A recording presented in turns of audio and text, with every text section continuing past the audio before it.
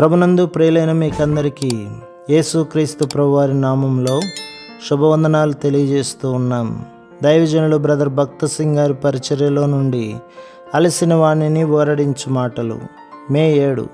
అన్ని దేవతలను పారవేసి మిమ్మల్ని మీరు శుచిపరుచుకొని మీ వస్త్రములను మార్చుకొనడి. ఆదికాండం 35వ అధ్యాయం 2వ వచనం. బేతేలు అనగా దేవుని గృహము, కానీ యాకోబుకు అది ఒక స్థలమే గాని మరి అంతకంటే ఎక్కువేమీ కాదు. సందేహం లేదు, ఆ స్థలం ఎడల యాకోబుకు ఎంతో గౌరవము కలదు. ఎందుకనగా తాను తన ఇంటి నుండి తన అన్న అయిన ఏశావు నుండి పారిపోవచ్చున్నప్పుడు అక్కడ దేవుడు అతనికి ప్రత్యక్షమయ్యను.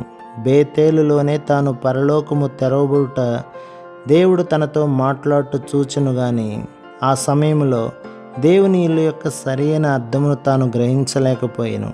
బేతేలు అనగా దేవుడు తనతో ఈ స్థలమందు మాట్లాడినను భావన మాత్రమే కలదు. చాలామంది ఈ దినములలో దేవుని ఇంటిని గూర్చి అదే భావన కలిగి ఉందరు. చాలామంది ఆ స్థలమును హత్తుకొని ఉందరు కానీ దేవునిని కాదు. దేవుని ఇల్లు అనగా వారికి తెలియదు. యేసు ప్రభు పేరు మీద చక్కని భవనములు నిర్మించి ఉండవచ్చును. క్రైస్తవ ఆరాధనలలో క్రమముగా పాలు పొందుచుండవచ్చును. కానీ దేవుని ఇంటి యొక్క ఆశీర్వాదములను సంపూర్ణముగా అనుభవించలేని స్థితిలో ఉండుటకు అవకాశము గలదు. యాకోబు వలె వారు తిరిగి బేతేలుకు రావలెను. అప్పుడే దేవుడు వారితో మాట్లాడి తన ఉద్దేశములను ప్రణాళికలను బయలుపరచును. యాకోబు బేతేలుకు ప్రయాణమై రాకముందు తాను తన హృదయమును పరీక్షించుకొని తన ఇంటి వారిని సరిచేసెను. ఆదికాండం 35వ అధ్యాయం 2వ వచనం. తన తీర్మానములో పట్టుదల గలవాడై అపవిత్రపరచు వాటన్నింటినీ తీసివేయుడని తన ఇంటి వారికి ఆజ్ఞాపించి తనతో కూడా బేతేలుకు వెళ్ళుటకు సిద్ధపడుడని వారికి చెప్పెను. తన ఇంటి వారితో మీ వస్త్రములు మార్చుకొనుడని కూడా ఆజ్ఞాపించెను. బైబిలులో వస్త్రములు మన అలవాట్లను సూచించునవిగానున్నవి. చాలా వరకు ఒకడు తాను ధరించు వస్త్రములను బట్టి వాటి రంగులను బట్టి ఎన్నిసార్లు వస్త్రములు మార్చుచున్నాడు అను దానిని బట్టి అతని నడవడి బయలుపరచబడును.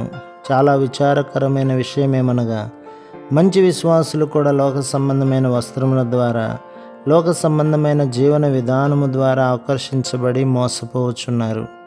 క్రమేణా అవి అలవాటుగా మారిపోయి వారి మనస్సులలో వారి జీవితములలో చీకటిని తీసుకొని వచ్చుచున్నవి. యాకోబు ఏ విధముగానైతే తన ఇంటి వారిని పవిత్రపరిచెనో ఆ విధముగానే మనము కూడా లోక సంబంధమైన అలవాట్లను స్నేహితులను విడిచిపెట్టి మన సంభాషణలో కూడా పరిశుద్ధతను కాపాడుకొనవలెను. యాకోబు షెకెములోని మస్తకి వృక్షం కింద అన్ని దేవతలన్నింటినీ అపవిత్రపరచు వస్తువులన్నింటినీ పాతిపెట్టెను.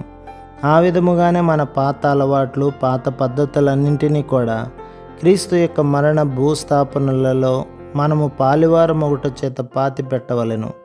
యాకోబు అసంతృప్తిని కలిగించు అపవిత్రపరచు వస్తువులన్నింటినీ మస్తకి వృక్షము క్రింద పాతిపెట్టిన తరువాతనే బేతేలుకు వెళ్ళగలిగెను.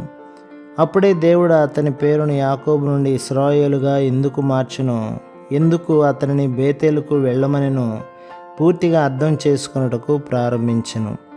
అంతకు ముందు జరిగిన ఒక సందర్భములో దేవుడు అతనితో స్పష్టముగా మాట్లాడెను. ఇప్పుడు అనేక సంవత్సరముల తర్వాత దేవుడు అదే వర్తమానమును ఇంకా బలముగా తిరిగి చెప్పుచున్నాడు. యాకోబు ఇప్పుడు దాని అర్థమును గ్రహించగలిగెను. అదే విధముగా పూర్తి అర్థమును గ్రహించకుండానే మనము కూడా కొన్ని మాటలను ఉపయోగించదము. చాలామందికి సంఘము దేవుని ఇల్లు అను మాటలు పరిచయమే కానీ వారు తాము పలికే మాటల సత్యమును అనుసరించి జీవించరు.